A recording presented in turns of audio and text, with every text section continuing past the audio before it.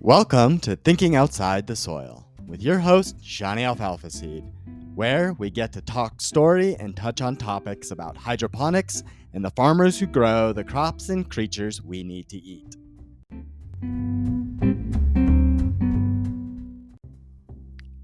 Good morning, and happy Sunday from the farm. Thank you for being with us on this beautiful morning. We forwarded our clocks ahead this morning, which means we lost an hour, but the animals did not. I'm a bit jealous of them. They get to live life a little bit more in the moment, in the now, than we do, and we try to control our time. And I find it odd in our 24/7 world with all of our artificial lighting that we still do that in some places and other places do not. It's always confusing.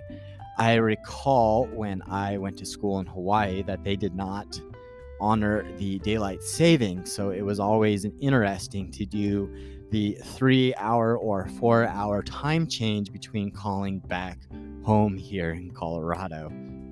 But real quick, while I gotcha, if you could be so kind as to leave me a review and let me know what you've enjoyed so far or what you might want to hear down the road. Today, I'm going to begin concluding my backstory of who I was, where I came from, and how I came to be a bit more of who I am today. I shared a lot of some of my trials that I struggled with alcohol and being incarcerated, and was rather transparent. And so we shall see how that resonates with those out there. Though I'm a big believer in transparency at many levels, it can be healthy, but at other levels, it is what we need it to be. One of the things for me was the situations that I found myself in forced me to make decisions that I had never meant to make before.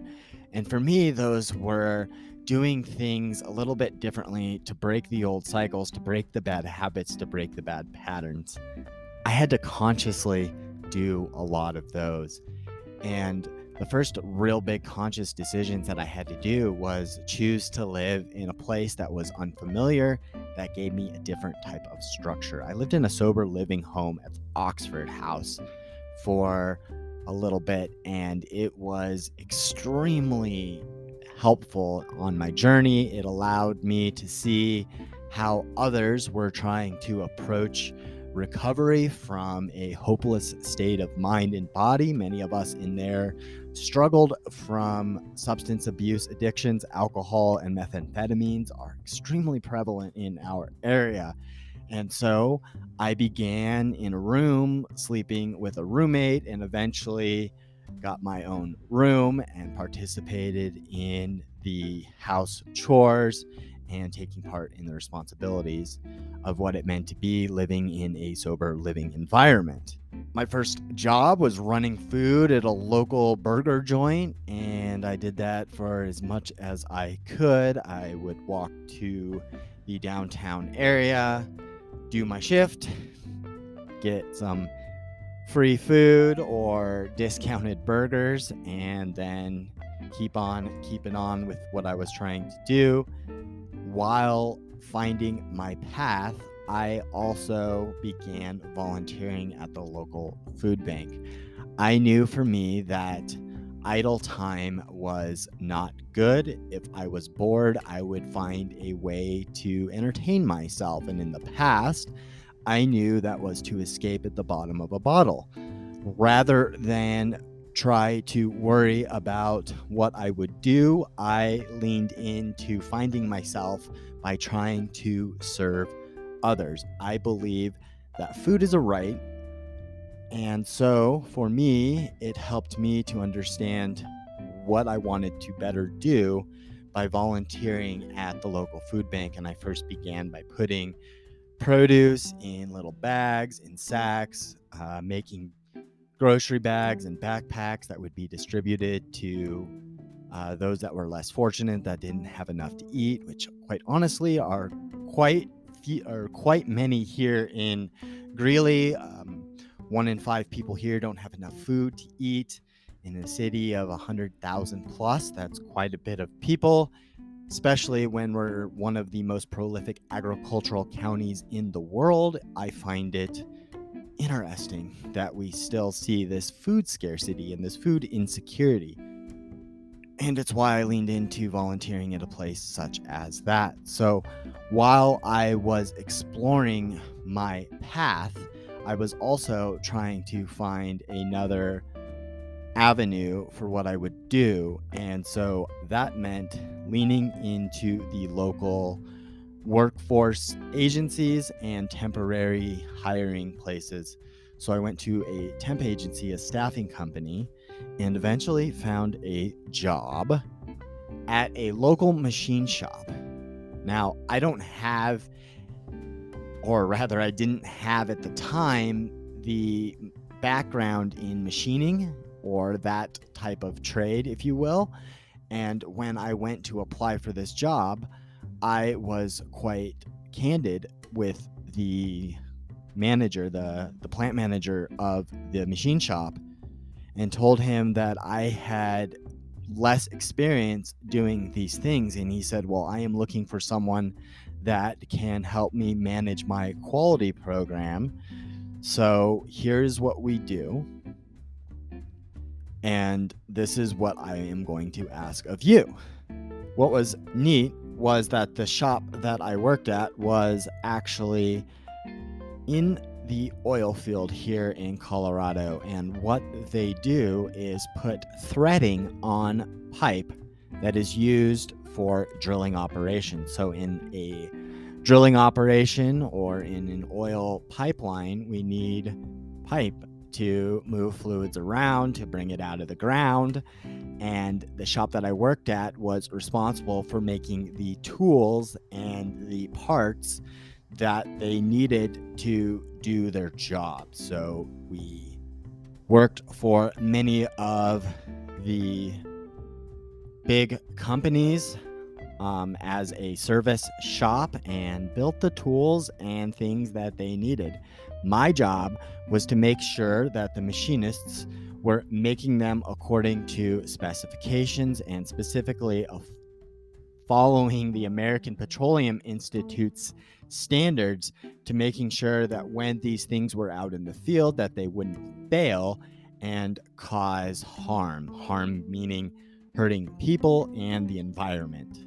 That job gave me a fantastic foundation in quality management.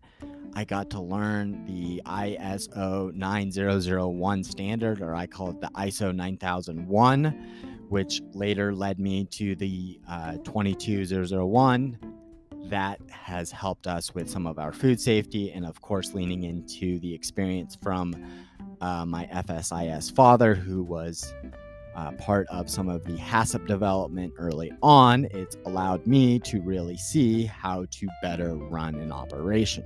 Though for me, I wanted to be in agriculture, and so I sought out something that more aligned with what I enjoyed.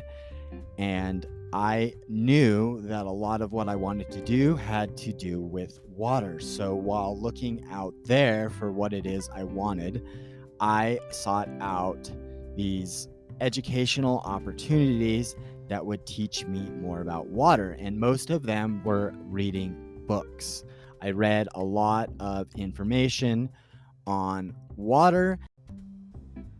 And one of those books that I read led me to learning things that I never expected and took me down an educational path and led me to a career I didn't know I would pursue. I read a book by Michael Pollan called How to Change Your Mind, and it talks a lot about the research behind the use of psychedelics. Well, that book inundated me with this researcher named Roland Griffiths from Johns Hopkins University. And it was while listening to that book that I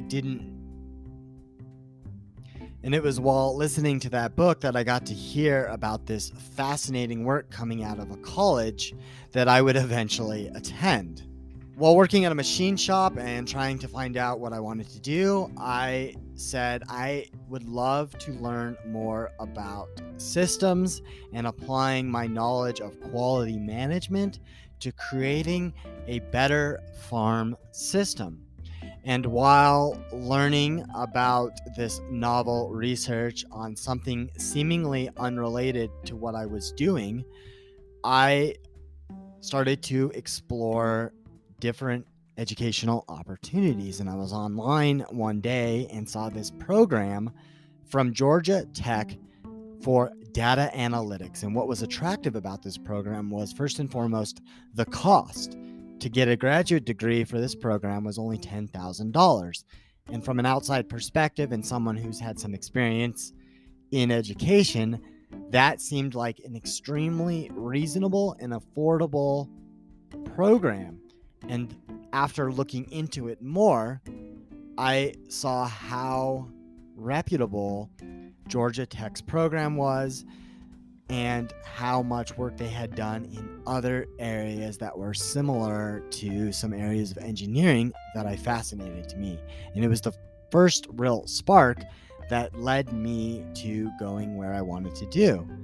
And so while I was thinking about some of these ideas of quality and systems, I started scouring Google and looking for graduate programs in those areas. And one of them that came up was a program in systems engineering at Johns Hopkins University. And this would be akin to industrial engineering, not computer science type engineering. And I saw this for me as a sign because I had been listening and learning about Johns Hopkins research from one perspective, and it led me to start studying all of the accomplishments that they had made in an area of science and engineering that I didn't even know they did. And on a whim, I applied to Johns Hopkins thinking that I wouldn't get in. And weeks and weeks later, I got this acceptance letter saying, "Congratulations, you've been accepted into the Masters of Engineering program." And for me, I was elated and I didn't know what to do. It was like, holy, I am getting into something that is quite over my head. And I dove in, I jumped in and did it. And while jumping in, I found a job opportunity for a company that was doing wastewater treatment. They were selling engineered wastewater systems to clean up different industrial applications of wastewater. So the company is called Karcher. And I was told when I first learned about this company, the company that I ended up getting a job with is called Karcher. Karcher is an international cleaning company, and in many parts of the world, it's synonymous with cleaning. It's a lot like saying Hoover or Dyson without telling people what you're talking about. And I was shown that Karcher was actually one of the world leaders in pressure washers and pressure washing type equipment. Things that people and businesses use to do industrial cleaning. And it made a lot of sense once I learned about that. One of the cool things that I learned while applying and getting interviewed was that Karcher actually made these pressure washers that I would use out in the oil field, these hot-seat pressure washers that they're hot water pressure washers, and they do a wonderful job at cleaning all kinds of stuff. I talked a lot about my first day in the water treatment plant using a hot seat. And so for me, again, I see some of these little things in life as omens or breadcrumbs towards the path that I'm possibly supposed to be on, rather. And I ended up accepting a job for their department that does wastewater treatment systems. Karcher had a product line called Water Maze. Water Maze was a product line of engineered wastewater systems that could be installed in different size business applications. Our primary customers were the people that were operating pressure washers and using them to clean off equipment or clean properties, and they needed to dispose of that wastewater properly, or they wanted to clean up that wastewater so that they could reuse it in their cleaning process. Now, I specifically bring up this experience in my life because I was blessed by being trained by someone that I consider to be a mentor of mine, even though it was for a short time. His name is Bernie. Bernie was the sales manager and director of Water Maze, so he was pretty much the number one guy. Water Maze was a very small division, and he only had a handful of people that were able to really help him make this product successful, and they had hired me to help reinvigorate this part of their company.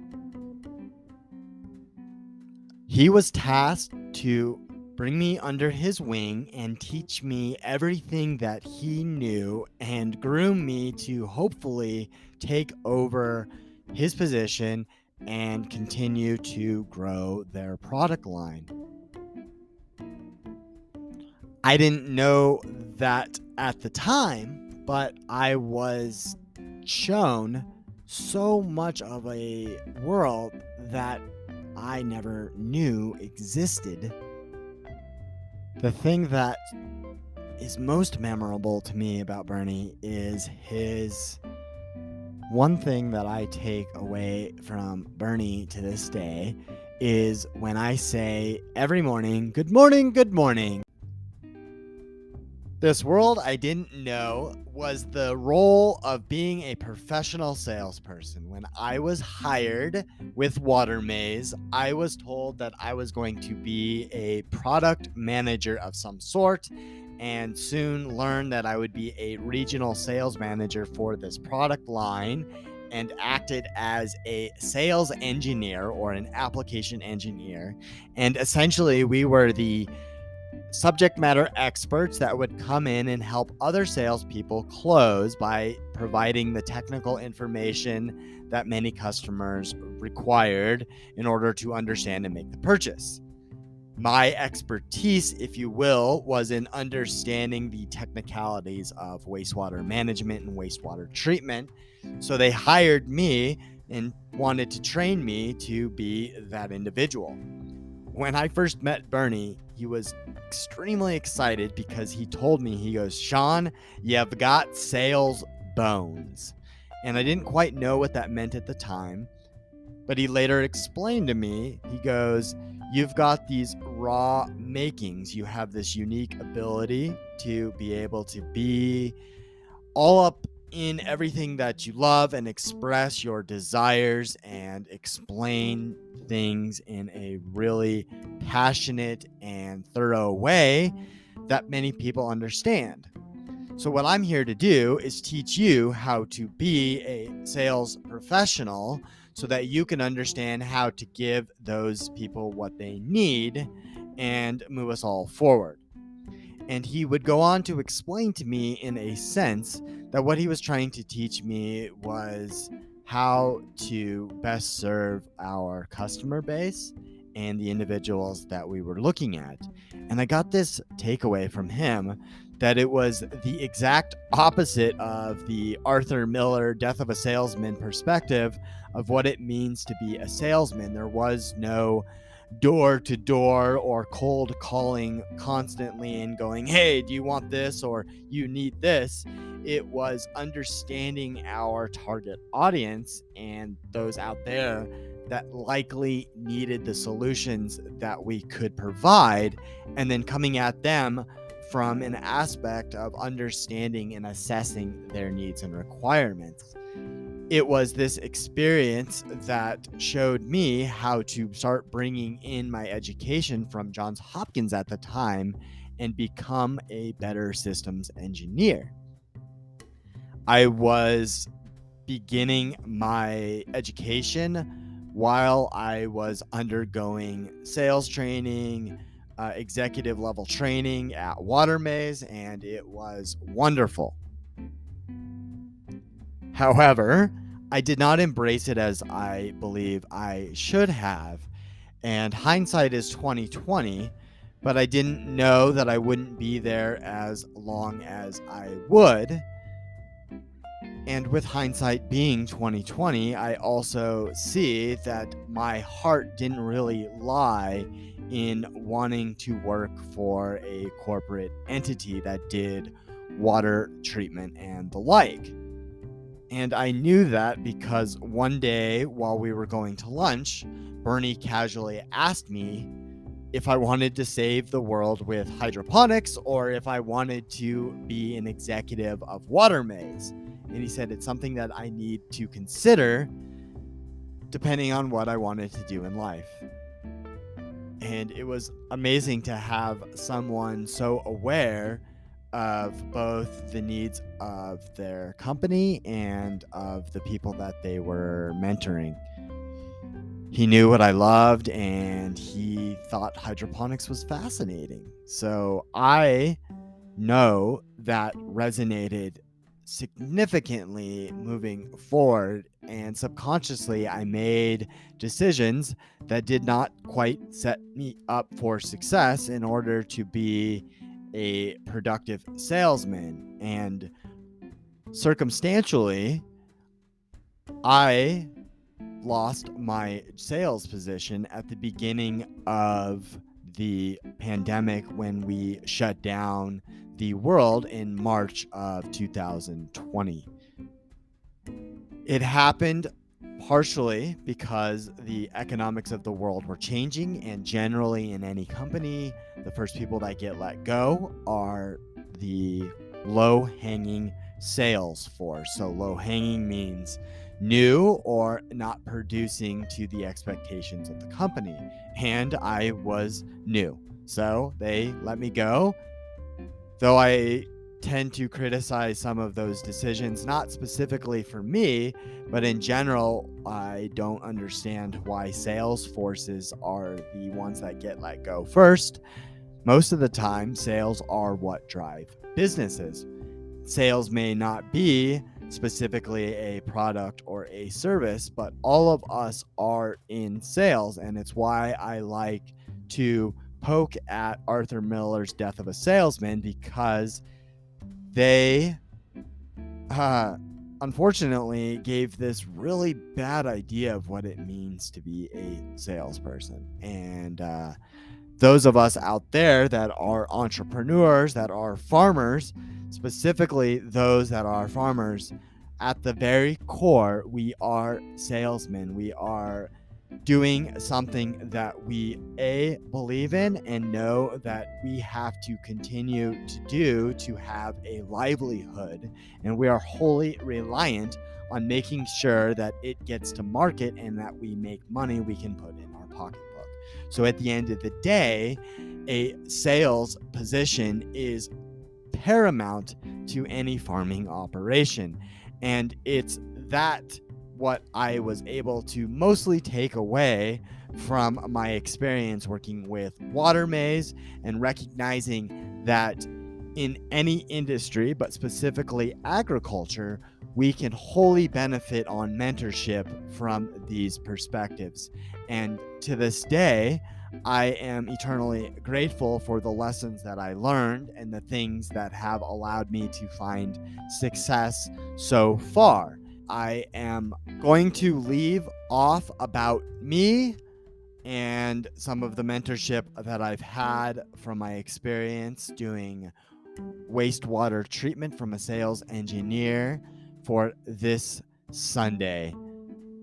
I'm really glad that I've been able to share some of these things with you about myself, though this is going to get near the end of the backstory of me over these Sundays, I think it's time to catch up to where we are today with who I am. So next Sunday, I shall do my best to conclude what it is I believe is important about me to share with you. And I would love to hear from you about what it is you've enjoyed so far or what you would like to hear in the future. If you'd like to learn more about how hydroponic fodder is helping farmers save water, improve livestock quality, and become better stewards, head on over to thinkingoutsidethesoil.com and get yourself a copy of my book so you don't miss out on becoming part of this next agricultural revolution. Join us again tomorrow, and thank you for being with us on another episode of Thinking Outside the Soil.